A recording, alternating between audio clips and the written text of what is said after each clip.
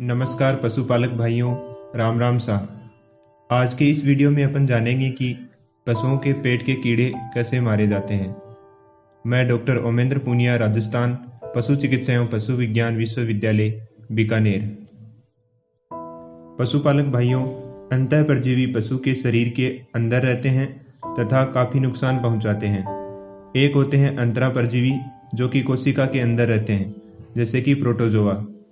अंतः परजीवी यकृत या लीवर, आंत, फेफड़ों में रहते हैं।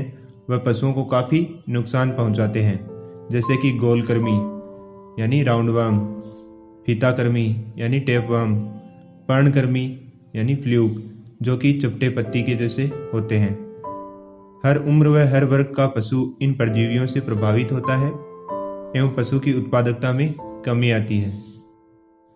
पशुओं में अंतः परजीवियों द्वारा होने वाले प्रमुख रोग हैं एस्केरियासिस, फेसियोलोप्सिस, टीनियासिस, लिशमानियासिस, थाइलेरियोसिस, बबेसियोसिस। सबसे पहले बात करते हैं एस्केरियासिस रोग की। छोटे बड़े सभी पशुओं में यह परजीवी पाया जाता है। यह पशुओं की आंत में मिलता है तथा संख्या में वृद्धि करके आंतों को बंद कर देता है।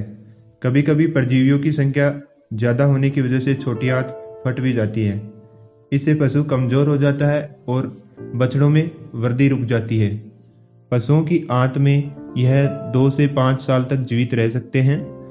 रोगी पशु के मल या गोबर में हजारों की संख्या में अंडे देते हैं, जो कि गोबर के साथ पशु के शरीर से बाहर आते हैं, जिससे चारा व पानी भी दूषित हो जाता है।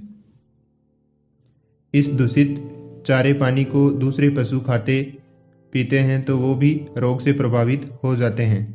अब बात करते हैं इस रोग के लक्षण की।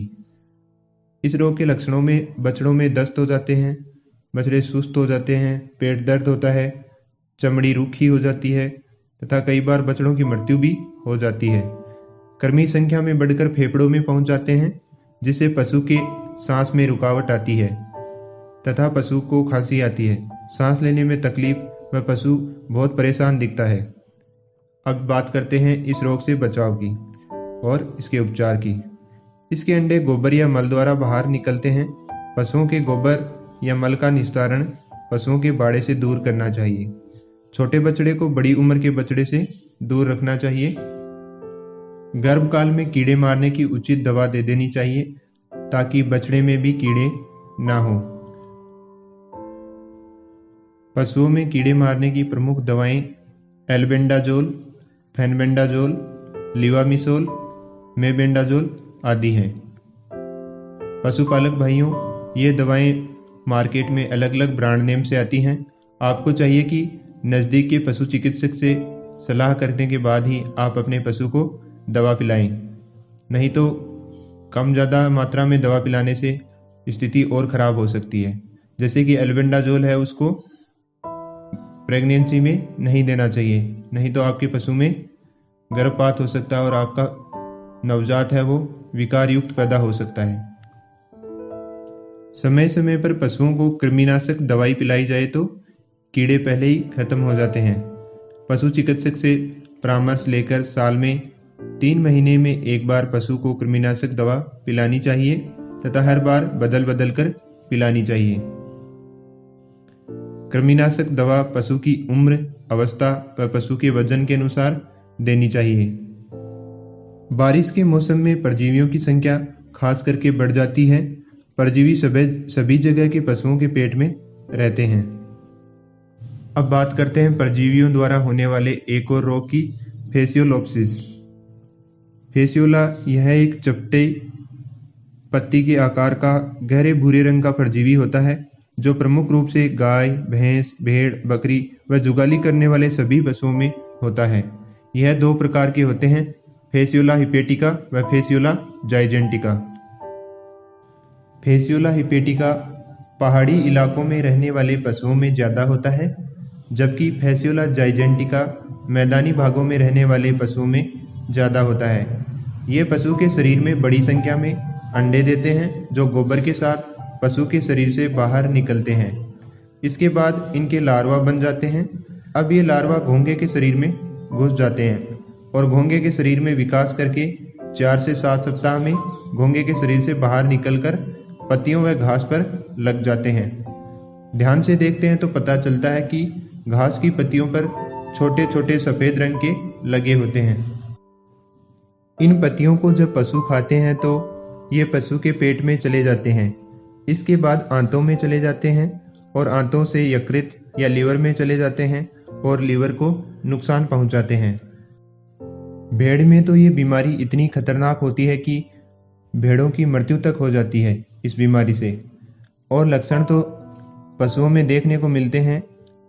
पशु सुस्त और कमज़ोर हो जाता है तथा दुग्ध उत्पादन भी कम हो जाता है। शुरू में पशुओं में कब्ज के लक्षण दिखते हैं, बाद में पतली दस्त लगने लग जाती है और छोटे पशुओं का पेट फूल जाता है। और एक खास लक्षण पशुओं में देखने को मिलता है, छोटे पशुओं के गले के नीचे सूजन आ जाती है। यह खास लक्षण है जो इस बीमारी का ही है। यह फेसियोलोप्सिस बीमारी का लक्षण है। इसका मतलब है कि आपके पशु के पेट में कीड़े हैं। अब बात करते हैं इस रोग का निदान कैसे किया जाए। निदान के लिए पहले लक्षण का पता करते हैं। पशु के मल का परीक्षण नज़दीकी प्रयोगशाला से करवाने पर परजीवी पकड़ में आ जाता है तथा पशु को परजीवी नाशक दवा प्राजिक्वांटल और ट्राइक्लेबेंडाजोल देने से पेट के कीड़े खत्म हो जाते हैं और पशु के मल के साथ बाहर आ जाते हैं। अब बात करते हैं रोग से बचने के उपाय। समय समय पर पशुओं को परजीवी खत्म करने की दवा देनी चाहिए। पशुओं को ऐसे स्थान पर रखना चाहिए जहां घोंघे नहीं हो। ये परजीवी घोंघे के शरीर में प्रवेश करके विकास करते हैं। जब घोंघे ही नहीं होंगे तो ये परजीवी विकास ही नहीं कर सकेंगे। और पशुओं को पोखर या तालाब का दूषित पानी नहीं पीने देना चाहिए। पशुओं को पौष्टिक आहार देना चाहिए ताकि रोग प्रतिरोधक क्षमता बने और ये बीमारी पशुओं में होवे ही नहीं। आहार में पशुओं को संतुलित आहार देना चाहिए जिसमें कार्बोहाइड्रेट, प्रोटीन, वसा, विटामिन, मिनरल और सारे पोषक तत्व मौजूद हों। पशुपालक भाइयों, परजीवियों द्वारा होने वाली एक और बीमारी की बात करते हैं, लिस्मानियासिस। यह बीमारी ज़्यादातर काला अजार नाम से जानी जाती है। यह बीमारी कुत्तों में ज़्यादा होती है, मनुष्य में भी हो सकती है और दूसरे जानवरों में भी हो सकती है। यह बीमारी एक संक्रमित मक्खी के काटने से होती है। इस परजीवी के 2 प्रकार होते हैं, लिस्मानिया डोनोवेनी व लिस्मानिया ट्रोपिका। इस बीमारी के 3 रूप हैं।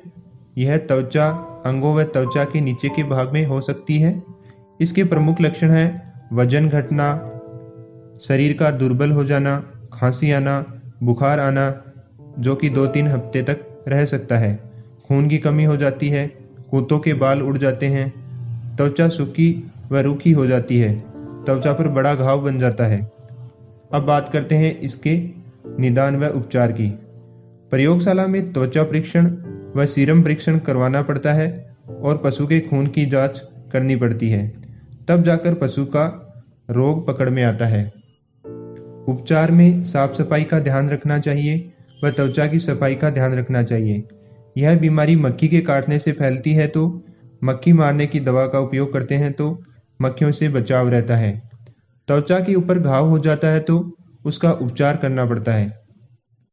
पशुपालक भाइयों, परजीवियों द्वारा होने वाली एक और बीमारी की बात करते हैं, बबेसियोसिस। यह पालतू पशुओं में पाई जाने वाली एक घातक बीमारी है। यह बीमारी चींचड़ों द्वारा प्रोटोजोआ परजीवी से होती है। इस रोग में तेज बुखार आता है, खून की कमी हो जाती है, पीलिया हो जाता है और पेशाब में खून आता है। पशु की मृत्यु भी हो सकती है। गाय, भैंस, घोड़े व लगभग सभी वर्ग के पशुओं में यह बीमारी देखने को मिलती है। बबेसियोसिस रक्त प्रोटोजोआ रक्त की लाल रक्त कणिकाओं में होता है। इस बीमारी में एकाएक बुखार आता है, पशु की हृदय गति तेज हो जाती है, पशु को भूख नहीं लगती है, पशु जुगाली करना बंद कर देता है, पशु की आंखें शुरू में लाल रंग की होती हैं, फिर सफेद पीली हो जाती हैं और पीलिया हो जाता है। पशु के मूत्र में गहरे लाल रंग का झाग आने लगता है, जिसके कारण इस बीमारी को रेड वाटर डिजीज भी कहते हैं। गाभिन पशु में गर्भपात तक हो सकता है। रोग की आखिरी अवस्था में पशु खड़ा नहीं रह पाता है और निढाल हो जाता है और बिल्कुल सुस्त हो जाता है और पशु की मौत तक हो सकती है। अब बात करते हैं इसके इलाज की। पहले तो लक्षण देखकर बीमारी की पहचान की जा सकती है, जैसे कि बुखार आता है, पशु सुस्त हो जाता है, पशु के खून में लाल रंग आता है, तो पशु के खून की जांच होती है और मूत्र की जांच होती है। इस रोग की रामबाण दवाई पशु को लगाते हैं, जिसको बेरेनिल कहते हैं। इस दवा से पशु बिल्कुल ठीक हो जाता है। परजीवी की बीमारियां सभी जगह व्यापक हैं। जहां बारिश ज़्यादा होती है और पशु जब दूषित पानी को पीते हैं तो यह बीमारी परजीवियों द्वारा पशु के शरीर में पहुंच जाती है। पशुपालक भाइयों, परजीवियों द्वारा पशुओं में और भी बहुत सारी बीमारियां होती हैं। इनके लिए अपन एक अलग से हर बीमारी पे अलग से वीडियो बनाकर आपको ज़रूर जानकारी देंगे। अगर आपके पशु के कोई भी रोग या समस्या हो तो कमेंट बॉक्स में ज़रूर लिखें। मैं उन समस्याओं का समाधान 100% बताऊंगा और चैनल को सब्सक्राइब ज़रूर कर लें, ताकि आपको ऐसे ही ज्ञानवर्धक और पशुओं के रोगों के इलाज से संबंधित वीडियोज़ मिलते रहें। और अगर आपको मेरी जानकारी पसंद आई हो तो वीडियो को लाइक ज़रूर करें। धन्यवाद। राम राम सा।